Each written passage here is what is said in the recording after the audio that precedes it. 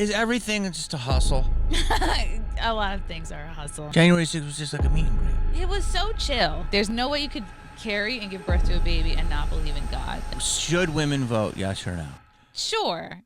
Wow. I know. Women are being sold a lie. Your boobs feel heavy. And Take me through this. So this is bizarre. Does your baby have any vaccination? None. I always wanted a big mic. Chrissie. Hi, Jamie. This is How so are exciting. you? It is? It's a thrill to be here. Yeah, I rolled up. I'm not going to say where we are, but this is such a cool, when I picture someone who's made it, I picture this building, Really? Yeah, it's very ooh, showbiz. Things are happening. Oh, but it's all you. It's like, it's not like some company, some crusty old company. It's you. This is where we're at. Yeah. In the last 5 years, it's been like I've been readjusting my whole life because I feel like we're going to get very condensed. It's going to be easy to do stuff. You're going to be able to pod from anywhere. Oh, yeah. But it's I think we've all trimmed the fat. Yeah, it used to be you had to live in New York or L.A. for anything to happen. And now, that certainly was the case when you were coming up, right? 100%. Now, we started to talk to each other because you go hard in the paint. Sometimes. Since you've had your child, you've gotten a little less. I guess it depends on the issue. Mm-hmm. I go pretty hard in the paint. I think for childhood vaccines, I'm now one of these crunchy, crusty, non-vaccine moms. At all? Ooh, I gotta be careful what we say there. We could Isn't that sad? Let's talk in code. We don't have to talk about that because I like some of the overlords don't like that topic. But what does that tell you? Right? That there must be truth to it. Yes. You were in a club the first time I saw you, and you had a heckle, and my God, that was every time she hit, you just doubled it. Thank you. Tripled it. I got so lucky. You were so funny. I was so lucky that this heckler happened to be perfectly in frame. And I'm not always good about filming my sets, but I was filming this one. My phone was in the back, and it was I had the whole stage. She was right, stage left, and it was just funny because she did not look like a typical comedy fan, number one, but she didn't look like a Chrissie Mayr fan, if there is a type. And it just was the most textbook interaction of Dylan's a man. No, she's not. And, I'm sure you've dealt with this too. And I'm not a confrontational person in No, you're not. It's IRL. funny. IRL. In IRL, you're very sweet. I like to be But online, you're tough. But on stage, online, yeah, because no one's going to come up and throw a shoe at you or hit you or something. It's easier to let steam off on Twitter or on stage. I guess that's what probably drew me to stand up. But yeah, the whole time I'm making these mini calculations do I talk to her? Do I not? Is she going to storm the stage? Is she, am I going to get attacked? So How long have you been doing comedy? My gosh. Okay, let me think. I started 10 years? Maybe 14. I started stand up in 2011. I'll say 2011. And before that, I did improv. I don't know if that counts towards the comedy. That's equation. So funny. That is so funny. Because it does, but it doesn't. Improv people doesn't. I know. Can we just agree that they're weirdos? Yeah. It's theater kids. It's comedians calling improv weirdos is a big. That's crazy. That we're weirdos. That's crazy that we're saying that, but they really are. Improv is comprised of theater kids and dudes in corporate jobs who are trying to mix it up and be better at public speaking, or they're trying to meet younger women. Yeah.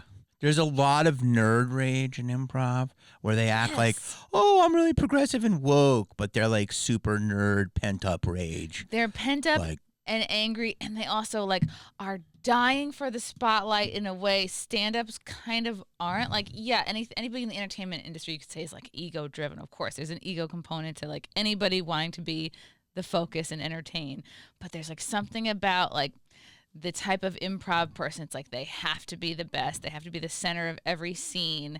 And like that person is insufferable. And there's also the type of performer that could like never do stand up because I love that you're going so hard. there's so much that's just out of control. And stand up, I think, really, I don't know, forces you into the moment. I think more than improv, which is Because you know what you're saying is that the improv, there's an ego with improv, and it's like you really shouldn't have that. Whereas stand-ups, there might be ego, obviously, but we walk the gauntlet. You know what I mean? I've done a ton of improv, but there's something elitist about improvs that turn me on. It is. It's like you're a little improver. It's like very. And you know what's annoying? Their games, if you break the rules, they get really mad. But true improv is We just have anything. to start over now. Yeah. Freeze! This is past the clap, okay? Not past the whatever you do. And the only two people who make money doing stand-up are TJ and Dave. You mean improv? Right. The only two people who make money doing improv is TJ Jagodowski and Dave Pasquazi. They've done Sonic commercials. That's what most people know them for. Well, a lot of people have come out of improv, though. Okay, that's true. Yes. Okay, the UCB folks, yeah, of course, Amy Poehler. Yeah, Tina there's a lot of Fey, stars out of all the improv. SNL peeps. But you're I just mean, saying I in mean, the- like making money doing just improv Very hard. is very few. Very hard. So do you get heckled a lot? No, because I don't really like confrontation, and I've never thrown anybody out. I never want to throw someone, like if someone's disrupting the show or heckling me, it's usually like a drunk chick who like wants to be part of it and like needs attention, or it's like a drunk dude, right? But my the way I approach it is like I want to charm this person and like bring them back into the fold and like win them over into like behaving well, and instead of like pissing them off more, that way they're going to heckle more, and that way it's like, oh god, I don't want to escalate. I want to de-escalate. I'm like a good cop. It's wild because online and in your clips, you're hardcore, but now you're very sweet. Not that you're not sweet online, but you are in IRL. You're very sweet and chill. Aww, yeah. And I think that because you're probably like me in the sense where you're minding your own business, and then people step to you and you react. You know what I mean? Yeah, I think it is easier to get your. I mean, I don't want to make it sound like I'm a keyboard warrior, but it is it's easier to get your thoughts together and have a cohesive, like strong thought in the form of a tweet or online. Whereas like, yeah, on stage, it's like, all right, you're dealing with the whole person. Whereas, yeah, online it is easier. You're just going against the words somebody's saying. What about when heckles happen? Let's be honest. What percentage of them are women? Most of them. Most of them. It's the classic, like, I'm used to getting attention in my waking life, and now I'm sitting down. I am not the focus. And the more they drink, the more it's like they kind of can't stand to just sit down and be quiet and like enjoy a show. But I understand like where that comes from, because it's like I'm a woman too. It's like, all right. So how you handle that can range from like, all right, let's talk to you. How is your night, Stacy? Right? Like, and then you exhaust that till she realizes she's not funny, or the whole crowd like kind of laughs at her. I mean, like, anybody who does stand up like knows this. Or it's like, are you gonna make fun of her? It's like, okay, how are we gonna approach this? Or it's like, call them up on stage. I don't know. But you know, it's crazy because I took basically it seems like a year off because I had a baby, and now I've got a bunch of dates and I'm going back on the road again. And even though I feel like my sense of humor hasn't changed, it's a little scary because it's like I'm going back out there as what I feel like is a different person, like a different version of myself. And it is a little scary because you think people come to love like the person you are on stage or your brand or whatever. And now I'm like, oh God, I have to kind of get thinking like, do I have to make that over? Or maybe I'm just in my head about it. And it's like, okay, a lot of people are parents. They'll kind of know what I'm talking about, but I'm just starting this process of like, oh, what is that new set going to look like? Yeah, well, you got to go out. You got to try it. Are you going right away to headlining for an hour every night? I am. The hardest thing is coming up with a new hour. Yeah, it feels like you just pinch off a big loaf and then you got to start making another one. Yeah. But I'm going to be in Indiana next weekend, so I'm going to try to get up a bit before that. But that'll be my first, basically, headlining set back. Mm-hmm. So, yeah. Like, since you started comedy, it's changed so much. It really has. It used to be, and it does kind of feel like it was more like the old model. Like when you started, like it was, early aughts, 2010s, whatever you want to call it. If you had a good 5 minutes, 10 minutes, boom, you would get late night. Boom, you could get JFL. Then you would get a sitcom. Then you would tour. Mm-hmm. And it would all be kind of like laid out in front of you.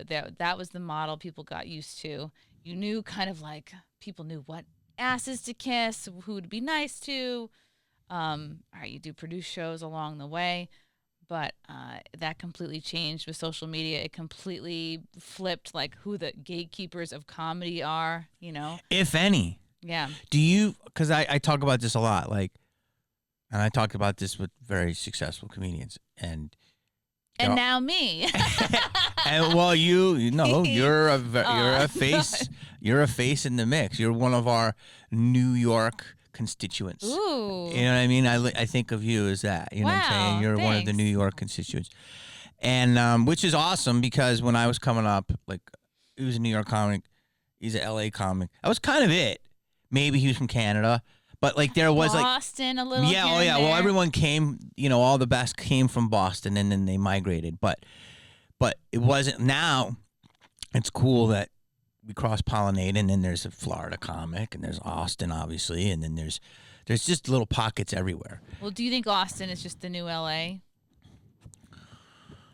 No, I think it's its own thing. I think it's, it's humongous. I know a ton of people from all different levels that have gone there.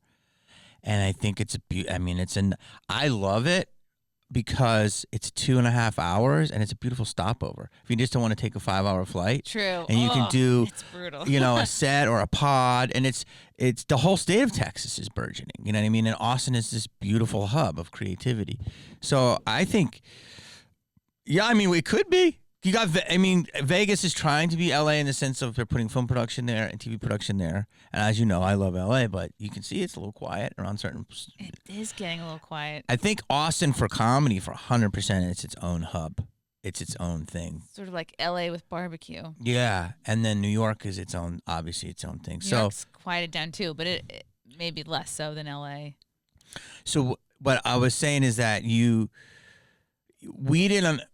everybody kind of had their own little pockets. And because of social media now, everybody cross-pollinates, which is a beautiful thing. And I was talking to a comedian the other day who I've, known forever. And there is no guards to comedy. Like, when I started, I didn't have, I was an open micer. What year did you start? 1990. And then I only did a couple sets, and then I was like, I'm never going to do this again. And then I kept getting the calling. Like, I couldn't just try to send my pictures out to try to get an agent and sit in an apartment. So people don't understand there's no phone. We barely had a fax. So, like. Did you black and white headshot? All of that. Wow. And then there was a club in the Valley called the LA Cabaret, and it had an open mic from 5 to 7 every night. And if you swept and said you would do all that, you would get 2 minutes. So I literally did that. So it was like a way of having some type of schedule. But when I did it, I only had I did a couple TV spots and I only had 10 minutes. And then I started getting acting work, which a lot of people did. You mixed in the world. But then I'd come back and I would try to do 30 minutes. And comics that weren't as famous, I would be like, yo, you're going to open. I'll middle. You know what I'm saying? And then let this guy headline. Yeah. Because my skills were only, I had gotten a good 10 minutes. And I had to prove myself, even though as I started as a comedian, people were like, you're an actor.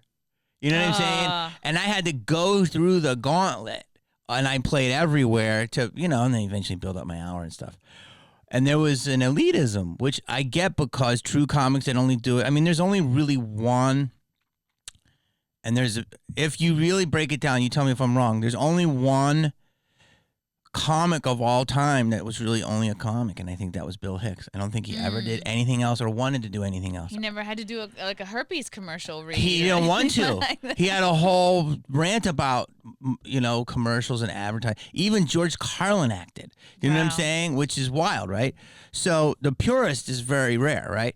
But what I'm trying to say is, as I'm babbling, is that our world has opened up now. And I was talking to a comedian, and comedian was like, well, basically you can have this talent, and if you have a following, they'll sell at a comedy club, and, it might not be comedy, but they got people coming. And that's where it's changed, where you could be, an amazing fucking crocheter with a couple of one-liners, and you got 5,000 people. I remember I was doing... I think somewhere in Tampa. It might have been one of the Tampa clubs, and I'll never forget. I like working there, but I learned something interesting about this manager had sort of sought out this TikToker. Right, that's how I knew about it, because I'm like, oh, who's this person? It was like she was a TikToker with like an Indian name, and because I knew she was going to be there the next night or the next weekend, because there were boxes of her merch piled up in the office already. And I was like, oh, who's this person? And then I realized, I'm like, oh, like this is a TikToker who a manager sought out. They say, hey, you have this following. Can you do something on stage for an hour that we can sell tickets to? And it's like a back end way into it. And I think that really pisses off a certain type of like veteran comic, because it's unfortunately like talent is not all the full picture of what you need to make it anymore. No, I mean, but it's okay. It's like everybody will rise to their level. They say water seeks its own level, and it's just wild how because if you were if it was dance, you can't fake dance. No, like you got to hit your moves, and with comedy, you can use a venue for many things besides just being a great comedian. Yeah, I saw like Brett Cooper, who was with the Daily Wire, and she kind of famously like left. She was at the Stand in New York City a couple weeks ago, and I happened to pop in. I was like, what is she doing? Stand up? What is she doing? And she was just like, she sold the room out like that. Good for her. And she was just like doing a talk. Yeah. And people, she's got her huge following, and people were happy to see it. Yeah. Now, I don't want to get in trouble, but because like what we're talking about, but you're talking about we'll use it. We'll just go like this. The jabs, the pokes. What does that tell you that we can't even talk about it? That there must be truth to it. I'm not at all. Are you? Not at all. When it came around. The event of 2020. Yeah. No, I'm not, and I. You PB? I'm a PB. Okay. And Hubby a PB? What? Hubby a PB? Hubby's a PB. When it happened. Because you can get vax by injection. You can get the spikes. There are people who were poked who currently, however many years later, their bodies are still making spike proteins, which is very bad. And I'm sure Maha and RFK are going to look into all this. But Peter McCullough, who's kind of acquaintance of mine. Really? I remember when he's the coolest, smartest dude, and so just like humble and a regular guy. He's not. You meet somebody like they're either so smart or talented or famous, like they could be an asshole and you would understand, but like he's just such a nice guy. And I remember when I was pregnant, I was like messaging him. I'm like, hey, like which of the jabs are really necessary, like which are bad, for babies, because I was like about to give birth, and he's just writes back all of them, and I was like, all right. I mean, I did my own reading too, but I was like, okay, I guess this is what I'm doing now. And then you read up, and when like we were kind of coming up, like in the 80s, you had 25 on the vaccine schedule. Now there's 76, and included in that are like different flu shots, COVID, and hepatitis B, which you only really apparently like they needed to sell more Hep B shots, so they put it on the infant schedule. And it's like, well, infants aren't like you get hepatitis B from intravenous like drug use or like promiscuity. So it's like if that's going on with your infant, then you've got bigger problems than you realize. So and then even at birth, just the ones that are, they automatically give you the Hep B, they give you vitamin K, they give you erythromycin in your eyes, which is like the goo they put in a baby's eyes right when they're born. You don't need that either. Erythromycin is only if the mother has, I think, either syphilis or gonorrhea, so that when the baby's passing through the birth canal, it doesn't like get in their eyes and like potentially like cause blindness or whatever. So I'm like, well, I don't have either of those things, so we're not going to put that in the kid's eyes because you just don't need it. And you have to like sign off on everything. 20. So there was 25 when we were coming up. Well, I'm older than you, so I'm 70s. I grew up in the 80s, but I was born in the 70s. So like 80s. So probably the same. now there's 76. 76. All that you're all supposed to get. I guess basically before you're 18 years old. But a lot of them are in like the first couple years of life. So it was like my husband and I were like, we had to do a lot of research because we live in New York, and a lot of these. You live in the city? No, we live in Westchester. We had to find a pediatrician that would see open-minded our baby. That was like, and many of them don't. Many of them like, no, you have to follow the New York State vaccine schedule because you need it for daycare, you need it for public school, so they just won't see you. So I think there's like maybe 2 that will see a baby that doesn't take all the jabs, and this guy was one of them. So just really cool. Like we went in for all of our appointments, and he's like, all right, you're still turning down. Like today he's supposed to get this, this, and this. You're still not doing that. And we'd be like, nope. And he'd be like, okay. And he wouldn't push, and on to the next thing. So does your baby have any vaccinations? None. Wow. I know. I didn't think. I like it. Yeah, I didn't think I would go all the way. Like when I was pregnant, I was like, okay, maybe some, I don't know. But then you're like, a lot of them are different now. A lot of them are this mRNA and not. Do other countries like the health? You know about the blue zones?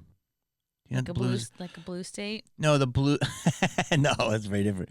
The blue zones are like 7 places in the world, like Nariato or something, Japan, like Sedona, or Greece, places of good vibes, and you live like 100. So, but they like live pure, you know, and it's like they live a long time, and it's basically 7 principles. It's like olive oil, walking, you know, they make their food every day. Not coming, I don't know. Like what else is it? Purpose of life. Oh, right. Community. So wait, if like what I'm saying is there's got to be a lot of countries that are following your protocol. I wonder. Yeah, maybe. Like, how is your family reacting to that? Because that is a big. I know, it feels like almost like a big scary move. Like, it's a big move, but I after the fucking last 4 years, pandemic, scamdemic. Yeah, and I might not have gone that way if it weren't for the last 4 years. You know, it's like we have a family friend who has a 14-year-old or 15-year-old, and I remember he came at the end of my baby shower because we had invited the mom because she's a family friend, and they're like, "Oh, this is my son. He's a PB. He's had nothing," and he was this like bright-eyed, smart, you know, tall. I'm like, oh, now I'm seeing like and I know people listening like, oh, you see one teenager that's unjabbed, and that helped you make a decision, but it did sort of help me see like, wow, like look at this kid. He's grown up. He's bright, and it can be done. This mom did it. Wow. In the 90s? So, it's something you're like constantly have to read about, but. With a lot of them, you look up the disease itself, and you're like, okay, well, if he were to get this, like if he were to get whooping cough, like we can do certain things, and he'll survive. He'll just do whatever you have to do to get over this thing. See, now if we talk about this, they'd be so mad. And you're not recommending it. You're saying this is your choice, and you're allowed to do it. Yeah. But the thing is, you have to think about it. Like, why do they push this so much? You know. You know what I'm saying? Like, you saw a future of what your son can look like, and it was a wonderfully healthy teenager. Yeah. And he was athletic and everything. Yeah. Right? Yeah, smart, like super smart. So it does feel a little bit like you're kind of like jumping out of a plane. You're like, I don't know very many other people who've done this, but there are a lot of like groups online, and I'm in like a mom's group too on Twitter. Good for you. Yeah. That is brave. You know what I'm saying? And like, then you probably people are gonna get crazy on this clip. Probably they're gonna say like, "Oh, you're stupid," or "Oh, they're not all jabs are bad." It's like, okay, of course not, but like a lot of them have changed too. Like this new technology is in. In your research, what did you find out? Was specifically about. Well, obviously the one with the initials, I'm not even gonna say. Yeah. That's not even a thing. That's like another. Literally, you tell me how level of crazy are you? By the way, when I was growing up, they're like. They never said, "Oh, Jamie, you're autistic," or "You're on the spectrum." You know, they said, "Jamie, you're so fucking crazy. He's crazy." Right? That was at the playground. You're crazy. You know, I used to try to dunk a basketball until I could get it. It was on a 9-foot court. We would play, and then I would just hit it over and over again, like repetitively. You know, and they were like, "There's crazy Jamie." Like you were just fun. Yeah, or I used to like break dance in the middle of class. Yeah. He's crazy. What? I'm probably deep on some kind of spectrum. You're just like the center of attention. Well, I guess it's. Well, I just had outbursts. I had fun. But that's how boys are. I used to one of my many day jobs. I worked at an all boys prep school on the Upper East Side, and boys just As like what? I worked in admissions. Okay. And it was really, really fascinating. It was the same school. Before I worked there, Trump had brought Barron in to interview there. He ended up going to this other school, but I saw his not resume, but like application. Bridget Moynihan brought her son that she had with Tom Brady there, Jack. You're supposed to be dropping these names? I'm not doing that to like I don't know. But it's a prestigious school. I'm not trying to like impress you people. It's a prestigious school. But like, yeah, it was cool to work there because occasionally you would see like some kind of famous person come by for a tour and you'd be like, ooh, you know. Mm-hmm. But mostly it was like the sons of people who work at the UN because of the location it was at. But these kids would get so worked up, and I worked in like lower school admissions, which is like they're mostly coming in for kindergarten or like pre-K, they called it, or pre-primary is what they called it. And sometimes their nannies would drop them off, and there'd be like a play date, but there's like a woman with a clipboard there, like evaluating them, right? And you think, oh, these kids are just playing, but it's like, no, we're grading the way you're playing, you know? And I was like, this is so fascinating to watch. And sometimes the kids would come in, and they'd be so worked up about this play date because it's part of your application that they would this one kid like just threw up in the lobby. And I said to like the woman who was the evaluator, I was like, oh, are we gonna hold that against him? I mean, he just threw, and she's like, yeah, he's not coming in. I was like, oh my God, this is brutal. This is so Why? I don't know. I guess they didn't accept anyone with a weak stomach. But the point of working there was like, I learned that like, yeah, boys need discipline big time, maybe more so than girls. And then, yeah, like you have to, they were big on like the gym time, big on the exercise time. Because it's like, you just have to let out a certain amount of energy in order to like have a productive day and learn. Mm-hmm. But that was one of my favorite day jobs for sure, because it was cool, like being around like kids all day. Not that I was doing evaluating, I was like kind of an administrative like paper pusher type, but it was a better environment than say like the jobs I've had where I've worked at like an ad agency or like a hedge fund or whatever. You wouldn't have done the ignored every V if you didn't have the last 4 years. Of course. Oh, I probably should have gone along with it. Are you like me in the sense there's a part of Schaumburg, Illinois, I'm dropping a name, and they redid this one part of all the streetlights, and they're completely purple. Ooh, to see how the light affects people? Well, I was with somebody with the poke. And I'm not kidding you. It glowed? It glowed. Now, they're going to lie and say it's not true, but it was a fresh poke. Wow. So I'm of the paranoia that that's part of the protocol. And weren't people like for a time they'd put magnets on their fresh pokes? That was 100%. That was 100%. Because there's like, was there graphene in there or something? Or like That's 100%. There's also something called luciferase. Oh, interesting name, huh? Luciferase. So like on these lights show up in different cities, and they're super like it's like that color of these curtains, which I don't know, and it's weird. I'm just saying. So the one that you were talking about, because it's so sad that I have to navigate it, but with the initials, they say that's not it's not even a thing. It's like a reverse DNA thing. Wow. Yeah. Like, it's mRNA. Yeah. Yeah, I didn't even say it. Like So oopsie. Sorry. like no, it's edited. but it's like it's not. It's like a fucking changing of your whole thing. Mm-hmm. Yeah. It's not your typical. So. And it's scary because it's like the decision to not do it. You kind of have to like make that right away. So it's like it's kind of like the research and like it's like an ongoing process, right? Because at this point he's 11 months. He should have had a lot by now. So you got to kind of like make your mind up right when they're born. Is your family okay with it? Yeah. Well, my family's like dead or moved away, but like my husband's family, yeah, they're all like very much kind of on board with it. Like my husband's mom, like kind of like we're doing the research all together. She came with me to like kind of interview doctors and stuff. So they're all very much, on people board with are getting back to natural stuff. I mean, I've been hearing more about like natural birthing at home. Yeah. I wanted to try to do that because you get in an Instagram loop and you think I could give birth in my kitchen by myself. I could just put my leg up on a cabinet and catch it. Do people do that? People do that, but not for your first. If you've had like one or two already, they just fall out. Catch it? Yeah, people be catching their babies in their kitchens and not getting a hospital bill. And I was like, I want to do that, but I'm glad I went to the hospital because wow. yeah. People are in the pool, she's just so like natural and beautiful. Like, oh, she's in a pool in her house and her husband's rubbing her back, and it's like that was not the scene at the hospital for me at all. I was mooing like a cow because I was like, I didn't want an epidural, I didn't want any drugs, and then the baby came like 10 days early. I think it's because I did like a Trump and I like looked at the eclipse like straight on, and then I think my water broke.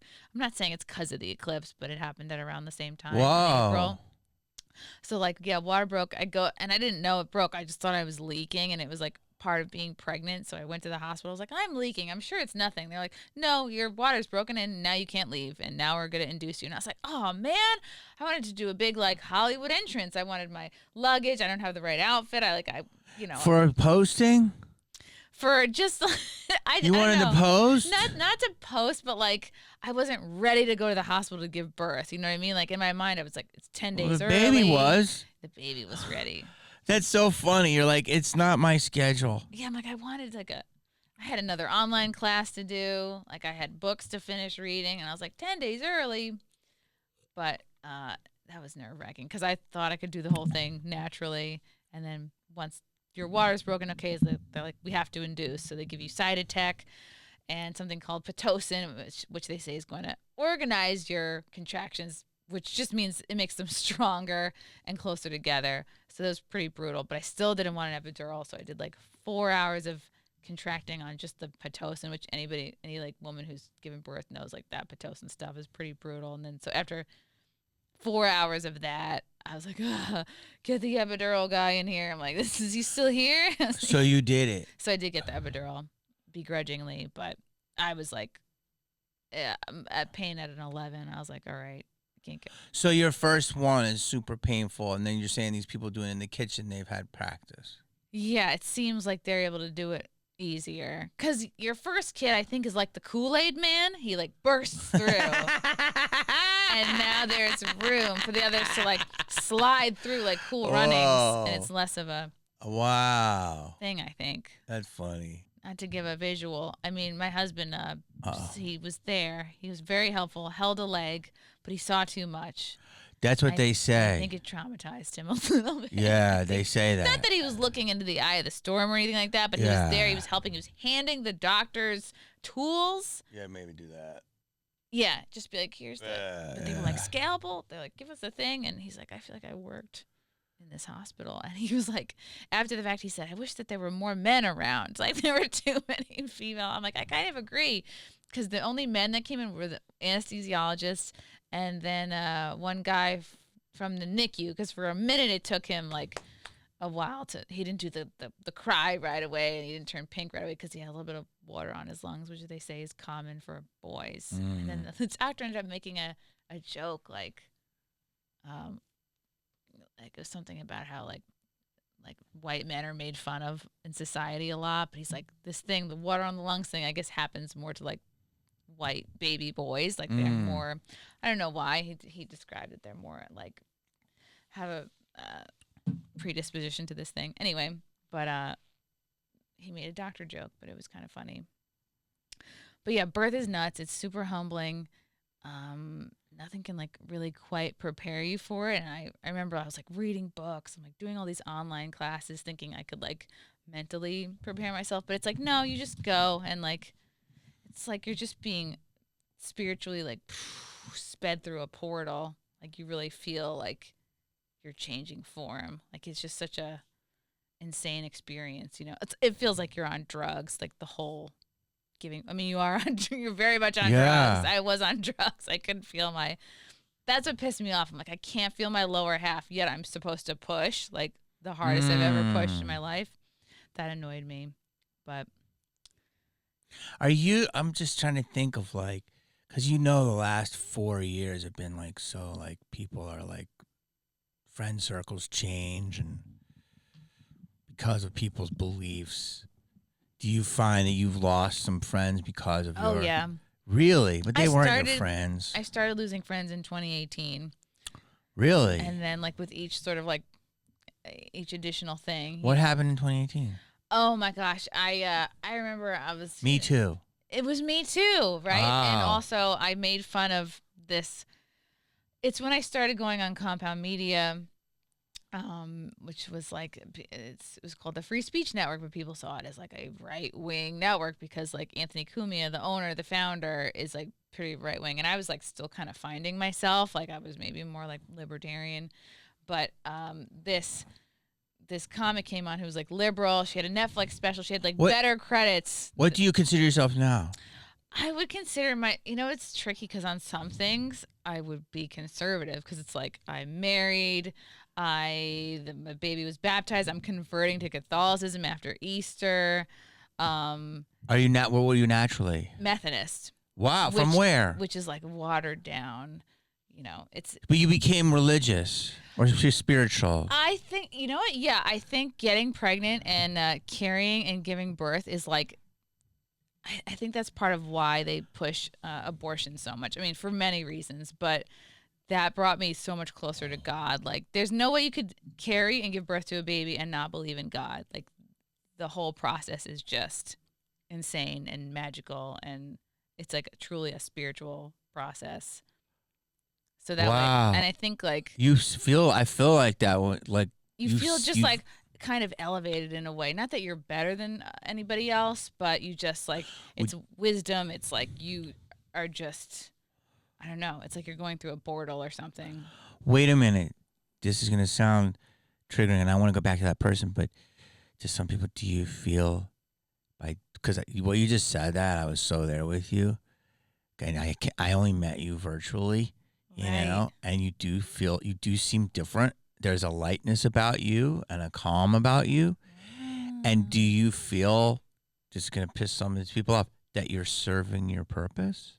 For sure, because is that bad to say? Not bad. A woman serving her purpose by having a baby doesn't mean that's your only purpose. It's the most important thing. And you're a tough chick. The second it happened, I was like, this is the most important, best thing I've ever done. The second he came out, I was like, oh yeah, this is like, because you realize like how hard other things in your life, like, oh, how long it took me to put a comedy special together, how long it took me to write an hour, how hard it was like to do all these different things. But it's like to have a baby, it's like you just. Not that it's so easy, but it is way easier than doing comedy, you know? You just sort of don't drink, watch what you're eating, like stop doing kickboxing, and poof, you'll have a perfect, God willing, perfect baby at the end of 9 months. But then you got 18 years to shape the special. You know what I mean? It's not true. Well, the whole rest of your life, but that's true. You're only responsible for 18. I think. Yeah, you get this beautiful block of clay, and then you spend the next 18 years. So you, as a woman, as a New York comedian who's been there for at least 20 years, right? And you feel that this is your purpose. For sure, because like the importance of other things kind of like falls away. Like you're not. That's why it's like. Not that I'm nervous to go on the road again, but it's like I do feel like a different person because whereas before having a kid, kind of like comedy was, it was kind of everything. It's like I would get like all my validation, purpose, like sense of self. Like it was just such a high, and it filled so many holes, or it filled so many like buckets, however you want to say it. But now there's a kid, it's like, oh my God, like I could never do another show ever again, and I would still feel like, wow, I've had a great life because I've like created this human being. That's beautiful. It's like, it's because it's like, oh, now you're not getting all your love and validation and sense of self from the audience and your performances. It's like, oh, now it's coming from like this baby and this relationship, and now it's like, oh, your relationship with your husband changes, and that feels like deeper, and more loving. And then you see a different side of him, and he sees a different side of you, and it's like, and everybody who kind of comes together to help take care of this baby, it's like, oh man, it's a little scary because you're like, I don't really need to tell dick jokes to feel good about myself. Wow. Not that it's just She's questioning your well, I mean, bit. But you know what though? And I have to go back to what I want to ask you about women and that other person is that. But you listen, you are where you're supposed to be. So, that was your thing. I'm not saying you're not going to do comedy and you don't have 5 specials in you, but you're going to go to where you feel most whole, right? And if having a child and raising a wonderful child and being married, I mean, that might be your calling. Who knows? We all adjust, right? Some people come into business and they want to be comedians and they end up becoming better agents, or all different types. What do you say about women who don't want to have a baby? How do you feel about that? I would say, because I used to feel that way in my 20s. I was very much don't want to get married, don't want to have kids. I would say if you feel that way, like take into consideration how old you are, and then look at where that's coming from. If that is coming from, like if you have a difficult relationship with your dad, I would examine that. If you have maybe chosen the wrong type of dudes to date over and over again, I would look at that too, because it's a lot easier to swear off having kids if you don't choose the right man. Like that's like your foundation. Like if you don't find a guy, like when you find a guy to like settle down with, get married to, you're essentially like, this is going to be like my leader. Like I want this guy to be like the leader of this family. And if you don't find that person that you trust with and have your back, and like that's your ride or die partner, then of course you're not going to want to have a kid. So I think we have like a generation of women like totally fine, glorifying, glamorizing, not having kids because that foundation of like finding a good partner hasn't been set up. So I think all women, you feel like that? Like, what about a woman who's successful and she's made $50 million in a name for herself, but she's like, I don't want kids. How do you feel about that? They can totally be happy that way. I just would say that that's setting an example that, because the average like woman is not. I would say the average woman needs a man and like probably needs to get married and like settle down that way. Whereas like, we can't all be Chelsea Handlers, right? We can't all just be like in our 50s, like skiing topless. Like that's not attainable for most women. So I feel like a lot of women see that and go, see, look how happy you can be being single and childless. Like it's like you don't have the money to do that. You're still working your 9-to-5 job. You're slogging away. Like you're giving those years and that part of yourself like to your boss, whereas you could be sort of redirecting that, right? Like you're giving that to like a husband who's supporting you. Not the saying like you have to not work. Like I definitely still work and earn money, but I would say yes, you can be happy like that, but examine like where that's coming from. And where do you think it's coming from? I think it's just coming from I mean I blame feminism for a lot of stuff, but I think if you always date assholes and you just pick the wrong guy for years and years and years, of course you're going to be like, oh, I'm fine on my own, because like dating has been disastrous and you don't want to take that to the next level. Of course you're not going to want to have kids with some guy who's like a fuck boy and not treating you right. And I think that's just like part of the cultural norm right now, is like it's kind of glorifying like selfishness and just you do you, like you deserve whatever you want, like just do a live love laugh thing, just travel, and like, which you can be happy doing that, but I think women are being sold a lie, that they think that that'll make them happy, and then they wake up maybe their 40s or 50s and they go, oh shit, like I I haven't built anything for myself, and I don't have a family, and like what am I gonna do when I'm older? And a lot of time, like we're like delaying that, right? So that reality isn't hitting you till much later, because there's kind of like this like glamorization of like the single life, right? Sex in the City was kind of the beginning of it, but like that's good in your, and now I'm gonna sound like a crusty like boomer or something, but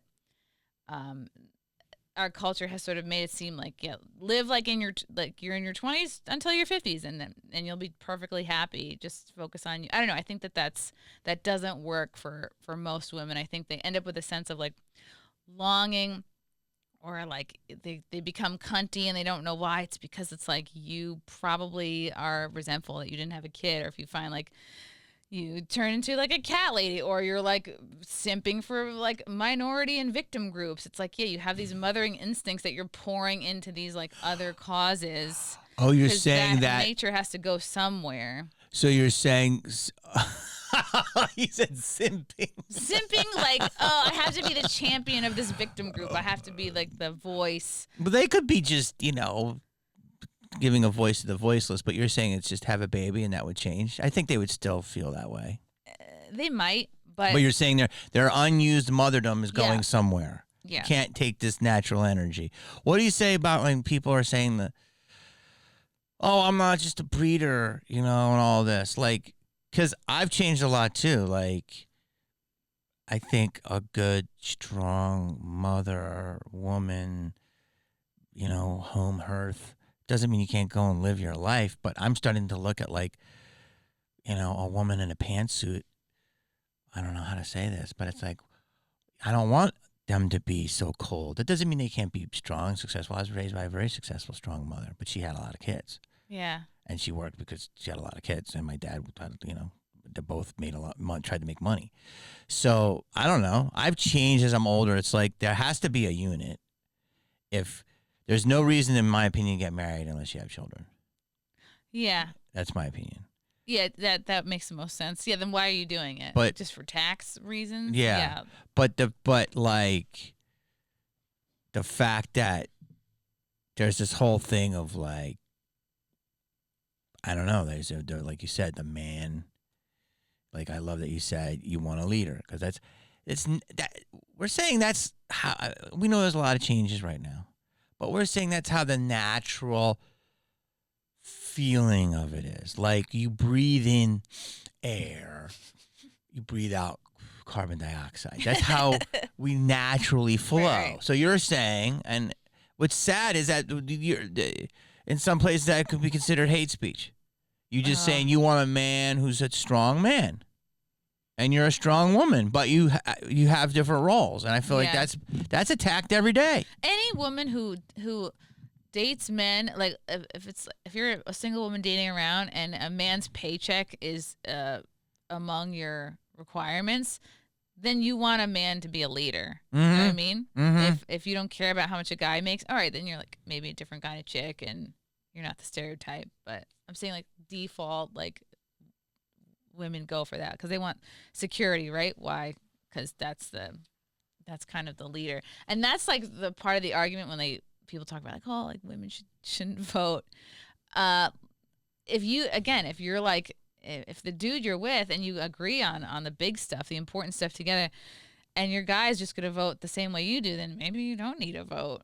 And the women that are opposed to that are the ones that like, well, maybe you should pick a dude your values align. That way you don't need to vote because your dude is voting on your behalf. So you think women shouldn't vote? Kind of. A lot. I mean. Do you think women should have shoes? Okay. Because it's annoying. Women should have shoes. Do they need them? Single women can vote. But okay. I'm saying like. Single women can vote. If you're a married woman, you're a dude, and you should probably share values on the important stuff, right? So if you're dude's into Trump, if you're married, then you should probably just go with his vote, you're saying, and vote Trump. Or if your dude's into Kamala, you should probably get him a boyfriend. Yeah, I think there's a lot of, well, now it's like couples break up over political disagreements, whereas like definitely 20 years ago, it wasn't a thing. Like, you could have like a conservative leaning husband and a more liberal wife, and he'd be like, whatever, she voted for whoever. It wouldn't break up a marriage like it does now. So should women vote, yes or no? Should they vote? Sure. Okay. Yes. Yeah. I'm just saying, when I entertain the idea of like women not voting, I'm like, well, in that circumstance, if your husband and you are alike on that, then it doesn't matter if you vote or not, because you're voting the same. If you're single, though, more important. You're saying. Yeah. So that's not a crazy take. You're basically saying like you should be aligned with your partner. Yeah. Because you hear a lot of people say, our votes canceled each other out, or we didn't vote because our votes canceled each other out. And it's like, shouldn't you guys agree on that stuff? I don't know. What about working? When you have your child, you shouldn't have to work. I think it depends on your situation and how much help you have. Mm-hmm. But it's sad. Like, the system is really, like when you're in the hospital after you give birth, they really push formula on you. Like, the nurses, the doctors, they're pushing formula. They go, well, you don't want to be the baby's sole source of food. You don't want that kind of pressure on you. But then you meet the cool lactation consultants, and they go, lactation. Lactation. Is that a new race? No, it's like I'm lactation. It's basically somebody in the hospital that like encourages breastfeeding. Okay. And I laughed to myself because like I'm joking like that the lactation consultant hit on me. This is not the case, but she said you have the perfect anatomy to do this. You can do this, because they're trying to motivate you to like breastfeed your kid, Mm-hmm. And then I kind of like hit it off with this one. Her name's Jenna, and she's like, you know what? You know why all the nurses and doctors they push formula? Because no one makes any money off you breastfeeding, and the formula companies give so many samples to hospitals because they want you to get like hooked on the formula right away, and like then now you're a formula customer. Whereas like breastfeeding it's better for your kid. Formula has come a long way, especially some of like the Dutch and German brands. Like, European stuff is better than the American stuff, but they haven't figured out how to put white blood cells in formula. Like, it's just, there's things that are in breast milk that formula could never make or come close to. Is everything just a hustle? A lot of things are a hustle. No, it's insane. Oh, this is why I brought this up, is because I got to ask you about abortion and that lady. Don't even forget women that. are forced, like, a lot of women have to go back to work. So what's easier? Okay, like, just I give up. They put their kids on formula. Like, a lot of women, like, they have maybe only 6 weeks of maternity leave, maybe a couple months or something, then they have to go.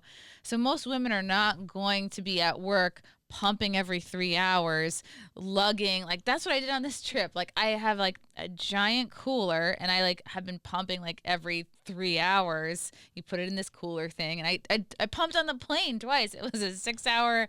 It was completely dark. Nobody saw. I have this little like pump machine in your seat. In my seat. I was gonna do it in the bathroom, but then they closed the lights because it was a 6 a.m. Who flight. did you travel with? Myself, and there was nobody sitting next to me. So I was like, and I'm just then gonna where's the pump baby? At home with my husband. In New York? Mm-hmm. So what are you gonna do? So I have this big cooler of breast milk. It's in the hotel fridge right now, and then I'll like pump after this show. I'll pump like every 3 You got to 4 pump hours. post-pod?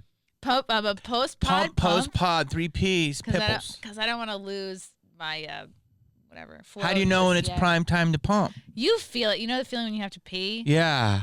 And then you pee and you're like, that's like how it feels. It just feels like your boobs feel heavy and they feel like almost like dense, and you're like, oh, Take me through this. So this is bizarre. No, this is wild. This is like never talked about in society. So you're pumping on the plane. Yeah. I thought that you just give it to the baby. You got to send it to New York? People are going to be appalled. Like, what are you doing? You're doing this in front of people. Nobody was watching. Nobody saw it. Nobody cared. There was nobody sitting next to me on the plane. If it's Spirit? It's American. Whoa, because Spirit, they would charge you. So I'd wait, be like, can you mix some vodka in this? Yeah. You're in your seat. And I have a big sweatshirt, so I kind of have like the pumps. Like, there's a machine, right? It's like this big. I bring it on. Is it mechanical? Yeah, it's like a hospital grade pump. It's like you turn it on, it goes.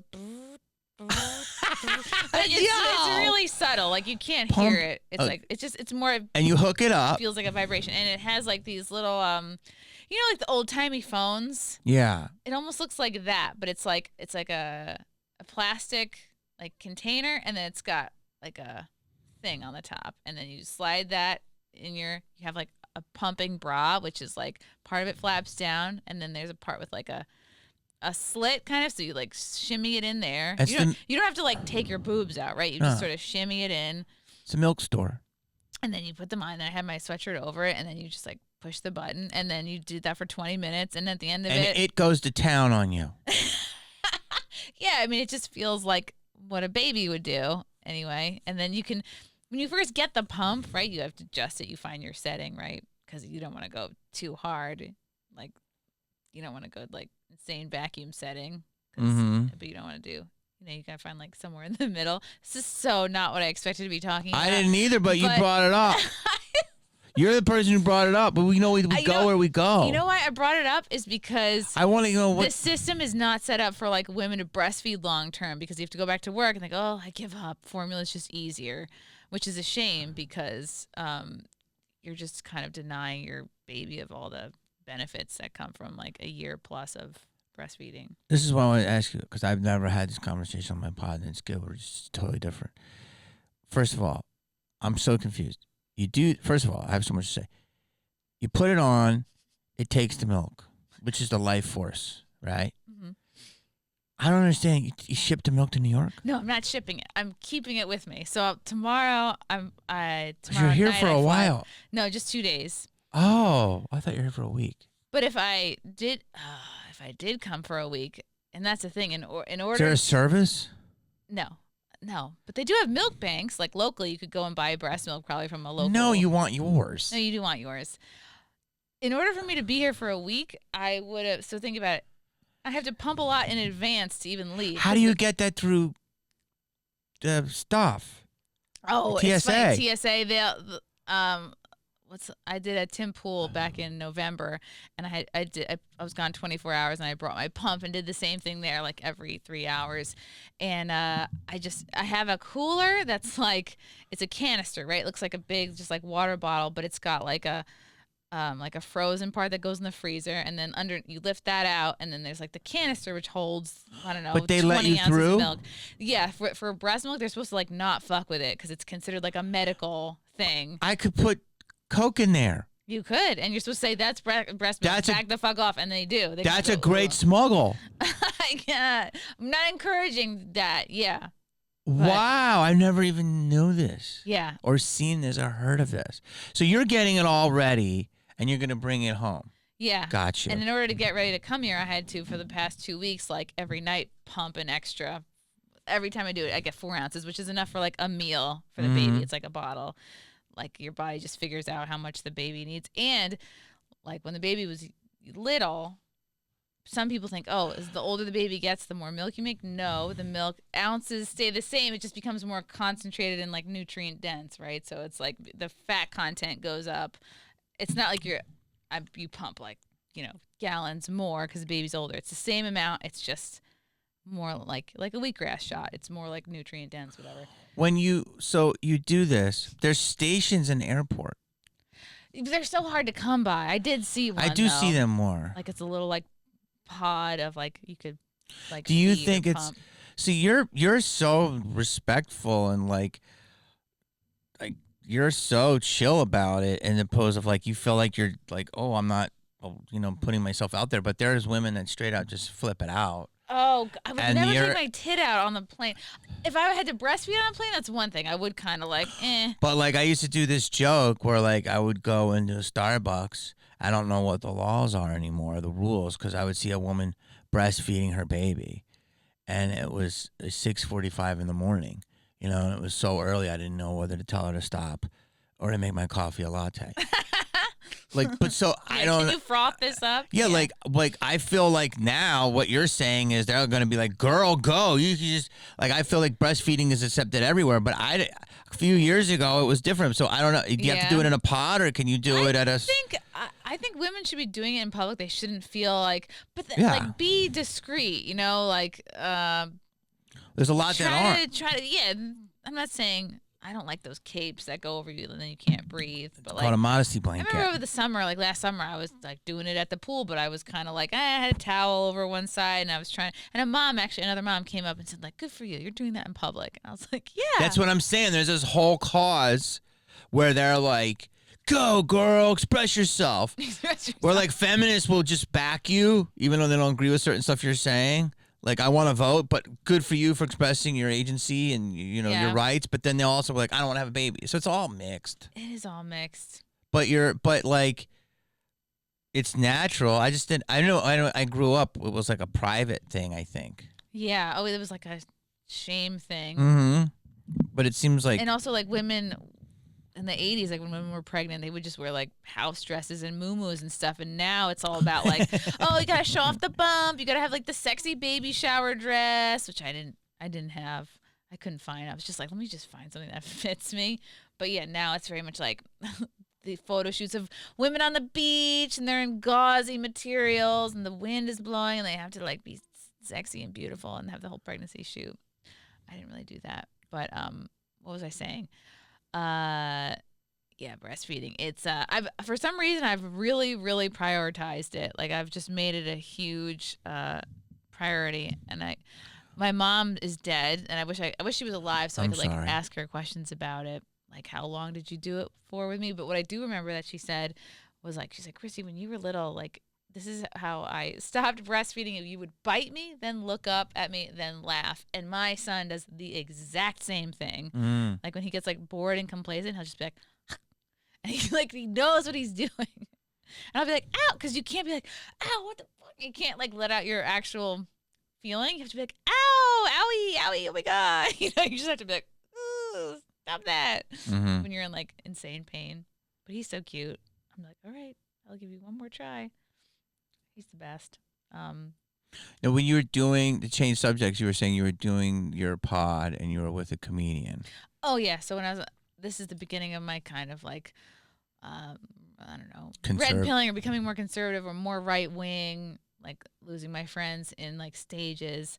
There was like a progressive liberal comic who had like better credits than me at the time. She came on Compound Media and she had this whole rant about like that people shouldn't wear like Indian Halloween costumes, something like the cultural appropriation of Halloween costumes. Like she went off about this for some reason, and the subscribers and viewers of Compound Media were like, "What? Who is this chick? She's like a real stick in the mud. She can't really like make fun of herself." And she ended up like storming off the show because she got into a fight with another comic on the network, Gino Bisconti, good friend of mine. And so I came in the next day and like did an impression of her. I just got like a black wig and I pretended to be her. I was like, oh, I just forgot my jacket. Like, and it ended up being like an impression. And then since Compound was behind a paywall, the viewers, the subscribers of it loved it, thought it was great. But they took pictures of me in the wig and they said, oh, look, Chrissy, you did this great impression of like this girl comic. And her friends saw this picture and go, oh, Chrissy's making fun of you. She's a terrible person. And then so it was like without seeing the footage, they just see the screenshot and they go, oh. And then this girl Kate saw it and it just blew up into this thing of were you friends with her? No. Where are you now? No. You guys have made up? Did you guys know? Did you know each other? No. Who was it? Because are you allowed to say the name? Her name was Kate Willett. I think she still is doing comedy. I don't know. She was more like she had like a 10-minute Netflix special. I don't know if she's done anything since that. But it was up. Like basically like this huge misunderstanding where I was like I did an impression of her and she's like, "Are you doing an impression of me?" And then she was like, she actually DM'd me. She's like, "What are you? They Compound me. These people are horrible. They're horrible people." I'm like, "No, they're not really." She's like, "You don't understand these fans. Somebody said I should get, R-worded with a railroad spike. Someone said I should get a railroad spike in my keister." And I was like, "That's what you think a threat is? I think that's just a dumb fan like talking shit, And I said, "Where would somebody even get a railroad spike in 2018?"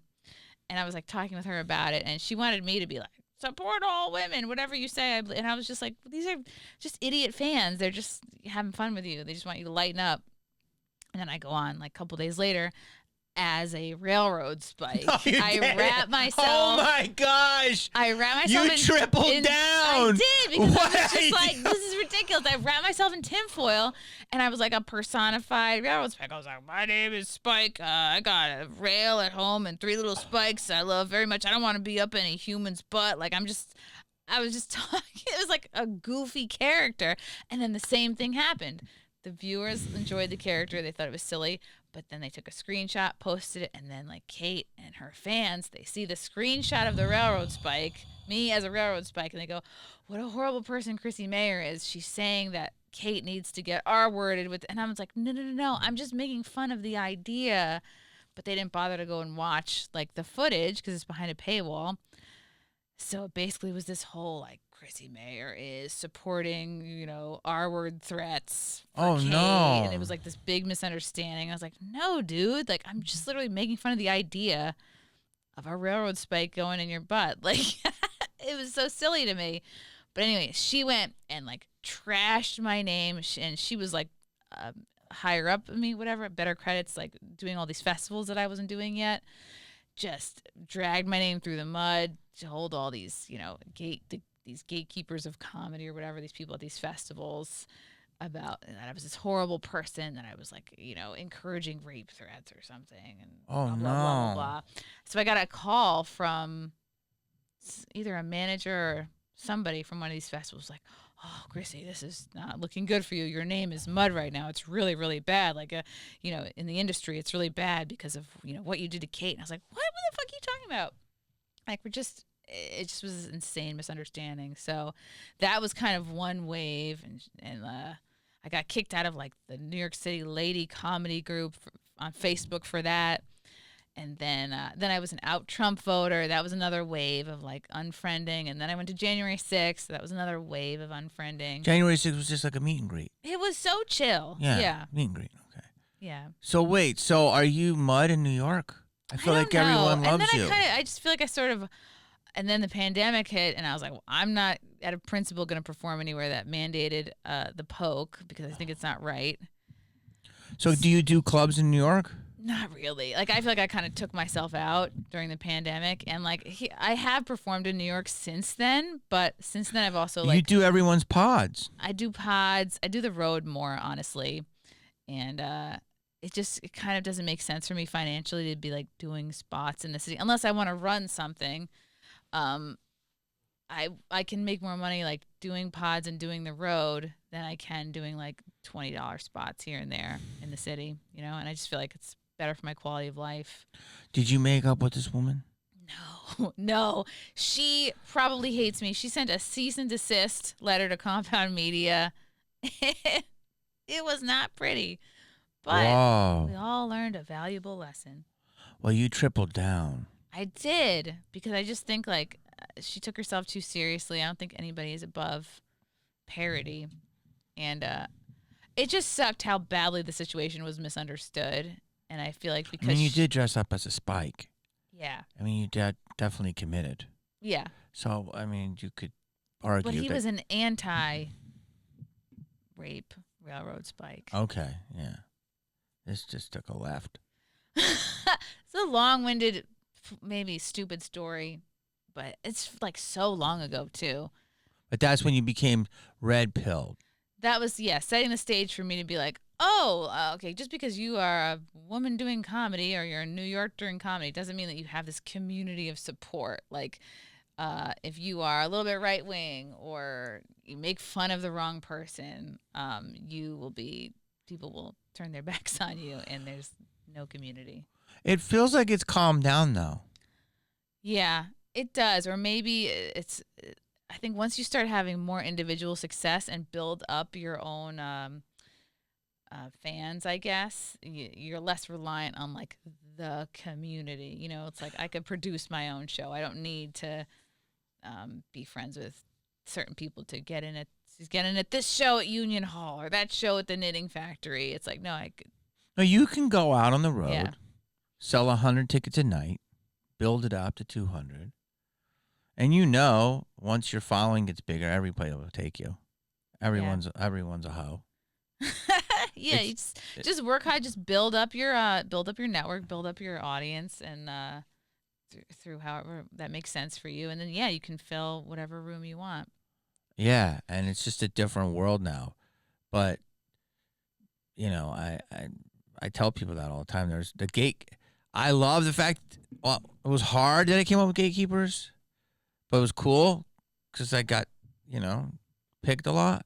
Yeah. But now there's really no gatekeepers. Well, it kind of is, but not really. They just want to see numbers. There are gatekeepers.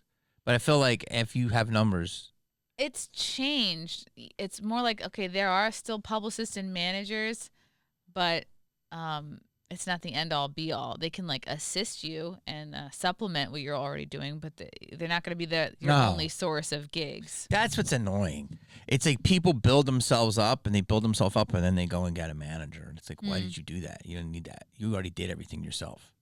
And then they'll take 10% of it. Well, certain clubs won't book you unless you're with like certain management, right? Because then there's certain clubs are like it's a chain and they only book from certain people. Mm. So you did this. You didn't know you were going to talk about all this, did you? I know. I feel like I'm so ineloquent, like on like the journey and we're talking about the breastfeeding. It's really taken a lot of turns, but I like it. Yeah, no. I mean, I consider myself nothing.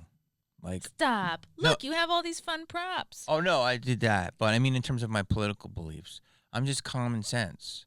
And I think that you are too. I mean, I really can't argue with anything, too much what you're saying right now, but just basic common sense that you're open-minded. I don't know why people are so ideologically like, this is the way it has to be. And it's a fascinating time, but I do feel that it's changing and people are less uptight. If you're too uptight, you got to go. Yeah. That's the problem, I feel. Because social media gave everybody a voice, and a lot of people should have laryngitis. Yeah, don't take yourself too seriously. Always keep an open mind. Don't think that the jury is out on your point of view or one particular subject. Like, always be willing to take in new information and reevaluate if needed. Exactly. Like, when I was on set, I never knew people's political leanings. And it didn't matter. It shouldn't matter. I never knew their sexual preference. I didn't know their gender.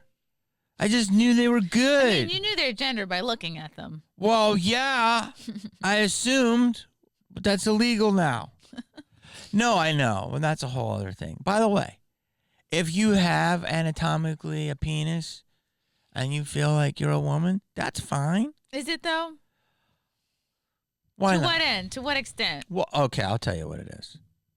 Well, no, because there are people that are are confused and they don't feel at home in their body, right? For whatever reason. What about for those people? We have gender, almost like affirmation, but in the right way. Like, if you're a dude who doesn't feel particularly masculine, the answer is not to go feminine, but to go more masculine. Like, maybe someone needs to take you on a fishing trip or a hunting trip. Or maybe you need to go to a strip club. Or maybe you need to go get a suit that fits you or a nice haircut.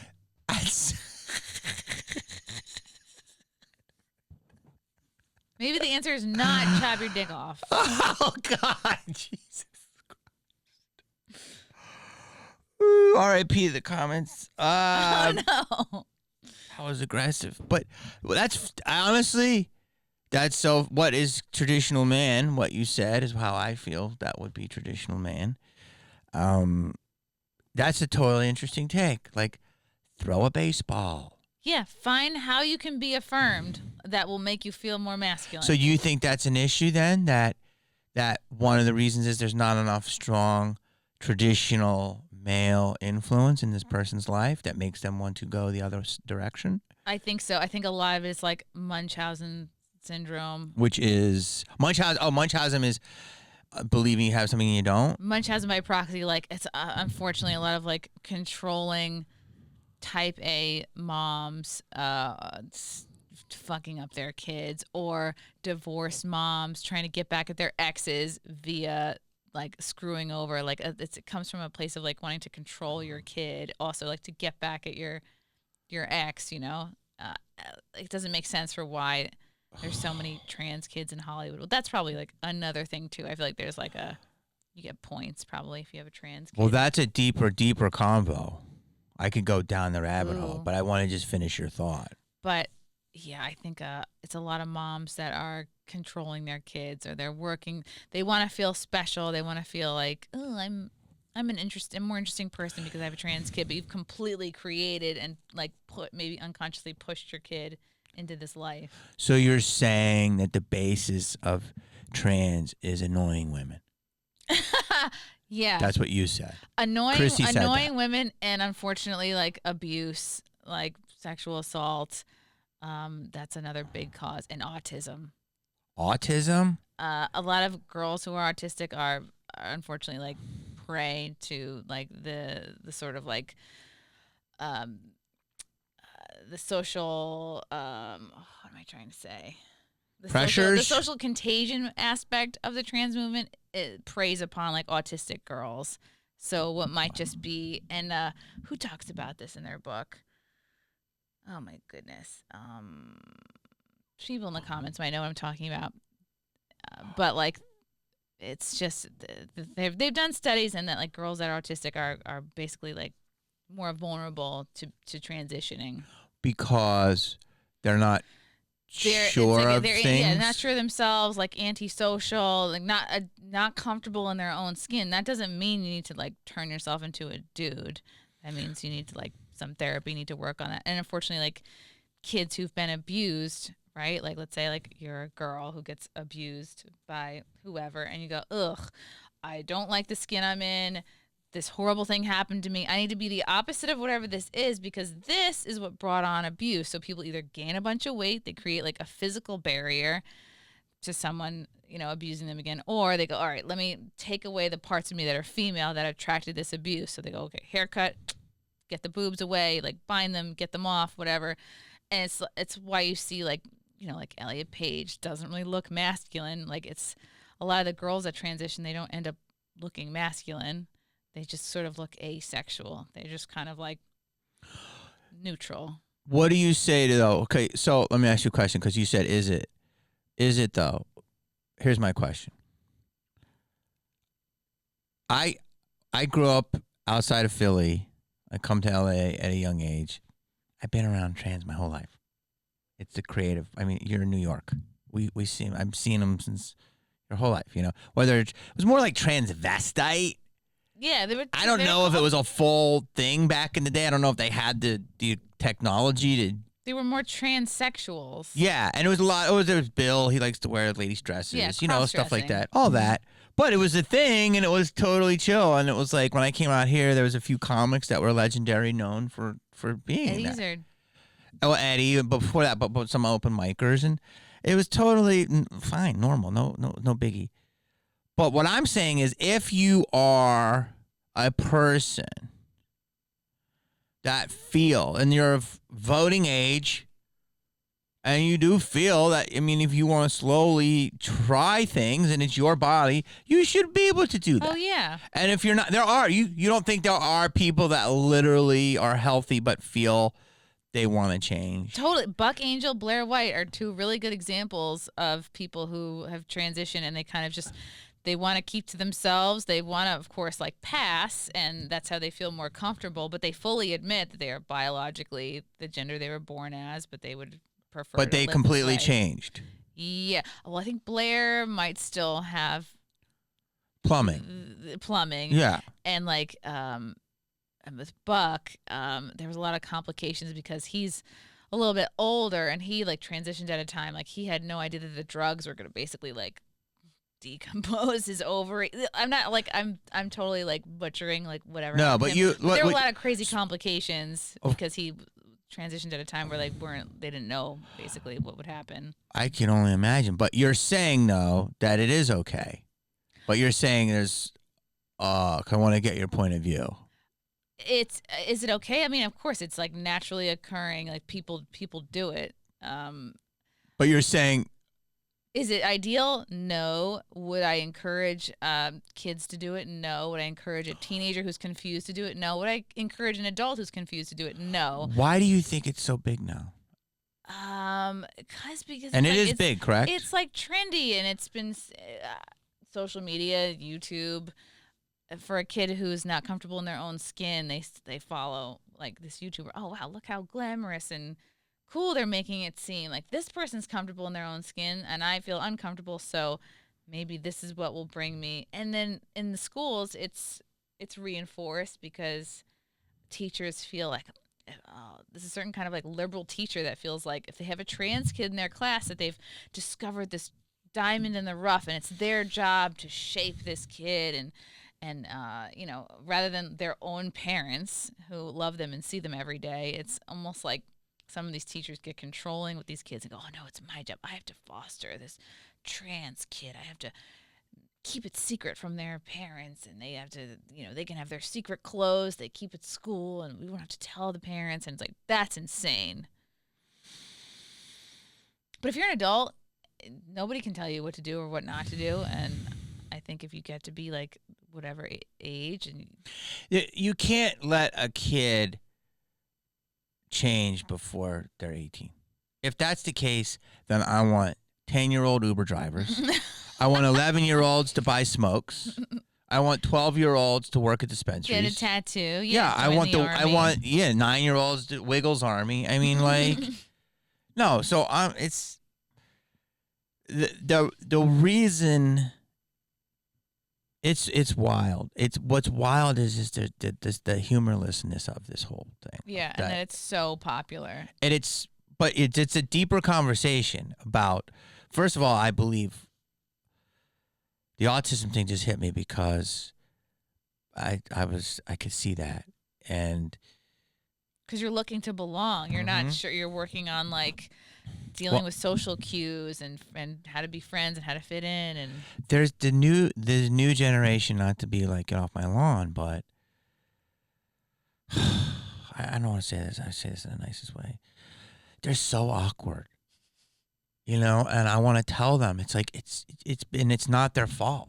It's not their fault. They grew up with a screen in their face. I know. I could almost cry because it's like really sad. They don't know.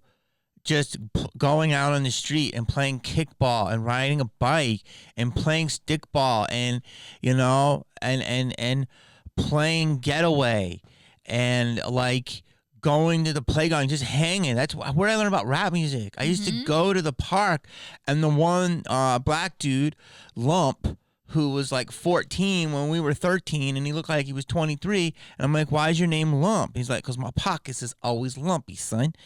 And it was like he showed me about basketball. He showed me about Run DMC. You know, like, why were his pockets lumpy? Because he always had money in them. Oh. You know what I'm saying? Or a little something. You know what I'm saying? So get it? That's Lump. You with me or no? Like drugs? Well, he's probably selling a dime bag, and then weed on one side, hundreds in the other. He was 14. Wow. And he was buying us all Dairy He's an Queen. entrepreneur. Yeah, but what I'm saying is, I learned, I you know, different cultures, different races. Yeah. You know. You weren't like taught how to think about black people. I stayed out late. They're just fucking, these are my friends. Yeah, then I went to 69th Street, which was a amalgamation of Koreans, Armenians, blacks, angry Irish drunk whites, you know, Catholics, Protestants, and it was... We were out. And I'm not saying we didn't love Atari and all this stuff, but the new generation, if all that stuff is like digital, it's off balance. Yeah. And I do. It makes me sad because everyone's so fucking awkward. And I'm like, because it's all just, I know I sound like an old person, but it's too much online. Like if your school is online, your social life is online, and your hobbies are online related, whether that be video games or like whatever, streaming, whatever. It's just too much of one thing. And as somebody who was in sports from 10 through college, Division I, like it very much You shaped. were? Division I what? Diving. Springboard diving. I know. This is taking a turn. It's not even a real sport to you. That's like, But wait, that's incredible. But I want to go back to what we were talking about, though. That's incredible. You've done a lot. Well, here's the thing. We're all God's creatures, and people have to be happy. But I do think there's a lot of influence. And you can speak on this more than me because you have a child and I don't. And, you know, I think we have to leave the children be and just let them grow up, and then when they're old enough, make their decisions. I mean, yeah, you could leave, like, that worked when we were growing up, leave children be, but it's almost like there are so many forces that want to, like, corrupt your kid's mind, body, soul. It's like you almost, like, have to, like, actively, not that you have to be a strict helicopter parent, but, like, you really can't slouch. Like, you got to watch what your kids are doing online. You got to, like, see what their teachers are up to. What are they learning? What books are they reading? Scary that you have to say that about the teachers. Yeah. Now, what you're saying about all this is that there's a whole article that it says in 100 years, there's not going to be any race and there's not going to be any gender. Yeah. And I low-key believe that because I see people now, they're not just transitioning from male. People want to identify as furries. That's what they want, though. They want babies to come out of pods so that I think they want to. They don't want people to have religion. They don't want people to be like spirit. They want people to be disconnected from their bodies, which is why the trans movement's great for that. They want people to be disconnected from God. Do you know like what? Now we're gonna go down a little rabbit hole, and I think you're there. Is that these things get hijacked, and they get lumped into a oppressed movement, and then if you push back on it, you hate a movement, and you don't. You just question things. So with me, the deepest root, you're like, why are there so many kids in trans in Hollywood and stuff like that? Well, that's a deeper conversation. But do you believe in? Have you ever heard the term the architect of confusion? It sounds familiar. Basically, if you believe in Satanism, it all comes back to Satanism. Which is in Hollywood like a hot spot for it? Well, here's what it is. Satanism is not, I hate to say this because I bring it up too much, but everyone gets freaked out by it. So let's take all the, just make it simple. Just make it another belief system. Yeah, it is like a religion. It's just 100%. It's just another belief system. Like whatever you believe, there's Mormons, there's Satanists. Scientologists. 100%. And so that whole movement is, and if you look at, Baphomet, and how he's like a amorphous, genderless 100%. being. Well, he's both. He's everything. He's everything, which then leads to you can judge him for nothing. And if you have, and basically the bottom line with this is this. If you don't have a baseline of normalcy or reality, then it's all up for grabs. 100%. Because if you don't believe that you 100%. Are born perfect, you're made in God's image, that's like your foundation. But if you think, oh, I'm born in the wrong body, how can I fuck with this? It's like, no, you're not gonna. You can't change. You're perfect the way you come out, so you're not gonna upgrade if that. Everything's confusion, and now it's everything's phone cams and picture, and then filters, and then AI, and then this and this and this and this and this, and you don't know, and surgery and Botox, and everything is everything, and nothing is nothing, and you don't know what your base reality is. That's where we're at. That's where we're headed.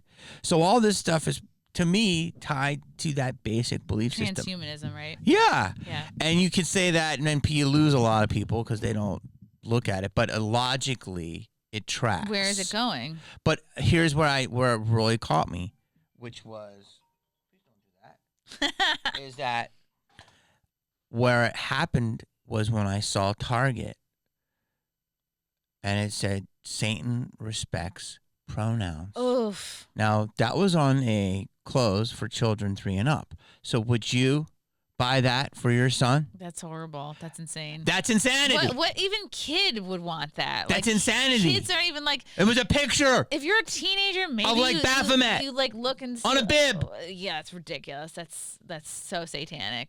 Like, you wouldn't even Target. You wouldn't even be like intellectually curious about Satan until maybe you're a teenager or something. Never. You ever look at Target?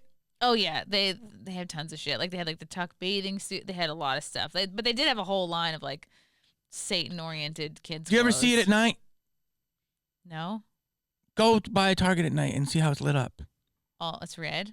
You tell me if I'm crazy. Okay. I'm going to go to a Target tonight. Just drive by. Okay. I didn't. I'll Uber by. As you're pumping. I think that's a good place to end this. You didn't know you were going to go into all this, did you? I hope this was entertaining for people. Fascinating. Okay. Well, you tell people where you're going to be and stuff, and Okay. how they get a hold of you. Next weekend, March 29th, I will be at the Fort Wayne Comedy Club in Indiana. Great club. I played it. Yeah? Okay. It's great. They're going to love you there. Open with the breast pump bit. Really? Yeah. Okay. Should I just bring it on stage? And with Satan. Should I squirt it to the front row? they would. The splash They zone? pay for that there. I'd be like, open up. Yeah. Fort Wayne. Great Fort club. Wayne, yeah, Long Island, Ohio, Westchester. Got a bunch more dates. Go to my website, ChrissieMayr.com for tickets. You can follow me on Twitter at Chrissie Mayr, Instagram, Chrissie Mayr Pod, and then YouTube, of course, where I do interviews, one-on-ones. And I have a whole new home studio that it's not as cool looking as this one, but I can now have in-studio guests, which I'm really excited about. I'm having Anthony Cumia come on April 11th. I had Eric Nagel, who was formerly the operations manager of Compound Media. He was on last week. So I'm going to start slowly, seeing, okay, who can I get in studio? So you're having you were just doing Zooms before. I was doing Zooms. Now we're doing the real deal in Good. a studio. Good. Sitting down. Yeah. Well, it was a pleasure to meet you in person. Yes, Jamie, this was so great. Thank you for being so open. Congratulations. Yeah. I'm like, Thank you. thanks for having me. Guys, like and subscribe.